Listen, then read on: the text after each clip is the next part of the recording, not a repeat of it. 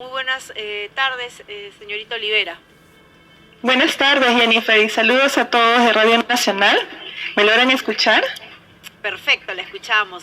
Y en precisión, hay muchos temas interesantes que se ha tocado en esta COP28, que sabemos ya concluye el día de mañana, pero hay un tema muy importante y es medular, ¿no? Y cómo inmiscuimos y cómo hacemos copartícipes de las comunidades nativas, indígenas, en decisiones que toma el Estado y que va a impactar directamente a la calidad de vida y al desarrollo, al proyecto de vida que tienen estas comunidades. Así es, esto es muy importante. De hecho, en la COP28 de Cambio Climático se han reunido alrededor de 198 países para hablar sobre los avances y retos que tienen previstos para reducir el cambio climático y enfrentar el cambio climático en dos acciones concretas, en mitigación y adaptación.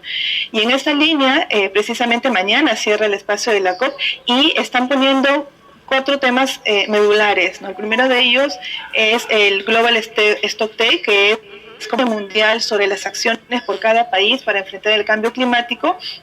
Y aquí están insistiendo desde tanto sociedad civil, pero también países en vías de desarrollo para la línea de transición energética, pero el aporte importante de la eliminación gradual y llegar hasta la eliminación total del uso de combustibles fósiles, porque esa es una ruta necesaria, una energías renovables también para enfrentar el cambio climático. Ahora están planteando solamente una reducción de combustibles fósiles y esa es parte de las tensiones en el espacio mundial.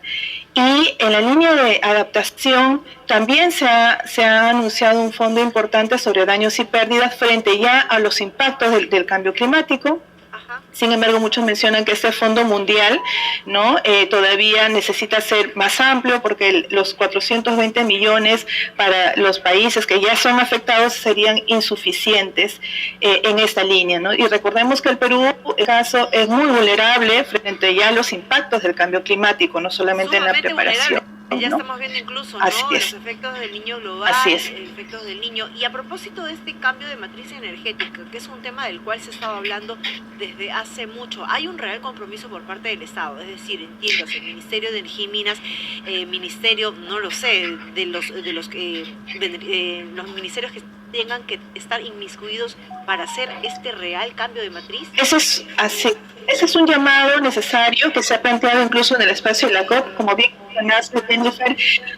Ya desde el Ministerio del Ambiente se han anunciado de maneras bilaterales a través de esta plataforma del Forest and Climate Leader Partnership, ¿no?, que se anunció en Glasgow en una COP anterior como fondos de países para poder apoyar a la reducción de emisiones y la deforestación en países con bosque amazónico, en este caso como Perú.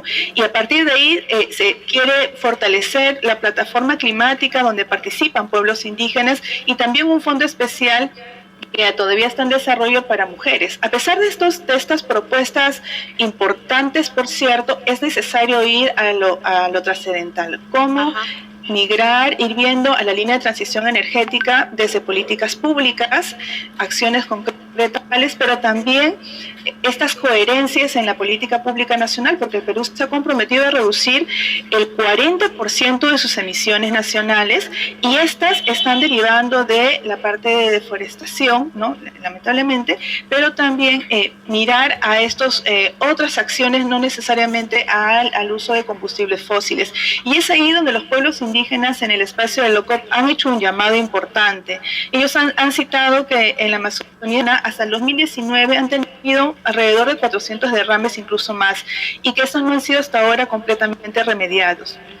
Y por ello también llaman la atención en la necesidad de ir repensando en otras fuentes de energía, ¿no?, y también proteger no solamente sus territorios indígenas, sino están preocupados por estas iniciativas y políticas públicas que todavía siguen pensando en la promoción, por ejemplo, de lotes de hidrocarburos en la Amazonía, superpuestas a territorios indígenas y áreas protegidas, ¿no? Entonces eso es un llamado importante de los pueblos indígenas en esta línea de llegar a la meta frente al cambio climático. Pero entonces ahí lo que vemos es que no hay una coincidencia, ¿no?, entre lo que se está pensando y proyectando por un aspecto, por una parte del Ejecutivo, por ejemplo, el Ministerio de Energía y Minas, que promueve, ¿no?, la explotación de estos lotes de hidrocarburos, y por otro lado, Perupetro, ¿no? El Ministerio del Ambiente, exacto, Perupetro, y por otro lado, ¿no?, específicamente el Ministerio del Ambiente, que tiene una mirada mucho más futurista, y que ni siquiera tenemos que hablar de un futuro lejano, es un futuro próximo que ya estamos viviendo, ¿no? Incluso los estragos de lo que ocurre con el cambio climático. Así es, Perú es un país vulnerable completamente, vivimos ya los efectos del cambio climático en todo el territorio nacional, tanto en líneas de recursos hídricos, alimentación, ¿no? Y estos aspectos nos hacen un llamado importante para poder prepararnos frente al cambio climático en la adaptación, pero también para ir pensando en otras formas en la línea de transición energética, que es uno de los elementos también centrales que se ha hablado en el espacio de la COP. Actualmente Perupetro está promoviendo alrededor de 31 lotes petroleros, 12 de ellos se encuentran en la Amazonía peruana y superpuestos a territorios indígenas y a áreas protegidas como reservas comunales. Y es por ello que los pueblos indígenas han hecho un llamado y un punto importante. Los líderes también han mencionado que están promoviendo hasta corredores de extracción gasífera, ¿no? Para extracción de gas, por ejemplo, en Madre de Dios, y donde la mayor preocupación es que esta está siendo planteada como si fuera de uso para la población local, cuando han hecho recordar en Cusco, donde tenemos nuestra principal extracción de gas, la población no tiene acceso al gas directamente. Hasta ahora ha sido una promesa incumplida. Así es. Eso llama a la coherencia en la pública y repensar en estas líneas. Probablemente también he mencionado que estas acciones no solamente vienen impulsadas por Perupetro, sino también por gobiernos regionales y hasta aún congresistas, ¿no? Entonces, el espacio de la COP hace un llamado también, la participación de los pueblos indígenas, línea de ir repensando y tener esta coherencia, como bien se ha llamado, ¿no? El cumplimiento de las metas nacionales, pero también porque esto es importante para la población local, no solamente a nivel mundial, sino porque el Perú va a vivir y está viviendo los efectos del cambio climático actualmente. Iris, y finalmente, ¿con qué compromisos puntuales que puedan tener, ¿no?, una medición tangible nos vamos o concluimos nuestra participación en esta COP28? El aporte desde el Perú, con la participación del Ministerio del Ambiente, ha sido, como ya se mencionó en un inicio, el desarrollo de estos fondos que fortalezcan la plataforma climática indígena a través de esta alianza, el Forest and Climate Leader Partnership, y además en especial todo el desarrollo y la propuesta de un fondo para mujeres. Pero sí es importante, como bien mencionaste, por ejemplo, la participación de otros sectores o ministerios en el espacio de cambio climático, estos espacios internacionales, por ejemplo, el Ministerio de Energía y Minas, el Ministerio de Economía y Finanzas también, para ver la coherencia y participación nacional, ¿no? E ir alineados en estas metas mundiales. Perfecto, estaremos entonces atentos a lo que se dé cumplimiento y en todo caso también cómo se aterriza. Muchísimas gracias. Así es. Gracias a todos. Hemos estado conversando con Iris Olivera, líder de proyecto del programa Sostenibilidad del Derecho Ambiental y Recursos Naturales, 6:23 de la tarde.